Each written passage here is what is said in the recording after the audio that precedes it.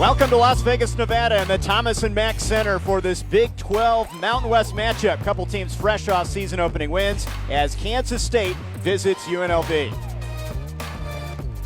Hi, everybody. I'm Trey Bender alongside Richie Schuler for this one. Glad you're with us. Kansas State's getting a share of the Big 12 title last year in the nation's top defense, arguably, and Bruce Weber, that'll be his calling card again this year. And for UNLV, debut season for TJ Otzelberger. He wants to put running back in the Runner Rebels. Coach Weber's Kansas State teams have been some of the best defensive teams in the land the last couple of years. They like to grind it out and slow it down. And, hey, held their first opponent to 54 points. But you look at UNLV, you're right, TJ Otzelberger, they want to run. It's a big early test for Kansas State. We've got a point guard and a big man in the spotlight in this one. Yeah, it's going to be a really good challenge and a really good point guard getting up and down the floor for Kansas State. Cartier Jada, a 6'4", lengthy point guard. He's a lefty. He's a driver that can shoot the basketball. Watch him. You'll see him bowling his way to the basket. He can finish with either hand and go either way. He is a big-time scorer. And Mbake Jean, the big man for the Runner Rebels. Oh, man, he's come a long way from his sophomore year just a year ago. 17-17 against Purdue, Fort Wayne. He's a big rim protector, a lot of length, big-time shot blocker, and we're seeing it this year, the ability to score the basketball in the open floor. K-State and UNLV. Bruce Weber in his 8th season in Manhattan. Back-to-back 25-win seasons. He's number 3 in school history in wins with 151. He's been to 13 NCAAs throughout his career.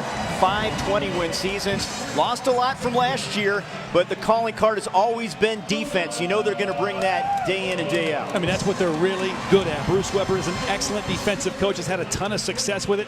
Took a team to the Elite Eight 2 years ago off the back of the defensive players. So this team, UNLV, has a big challenge for them as well. And how about this young coach, TJ Otzelberger, first season here, great success at South Dakota State, back-to-back Summit League championships.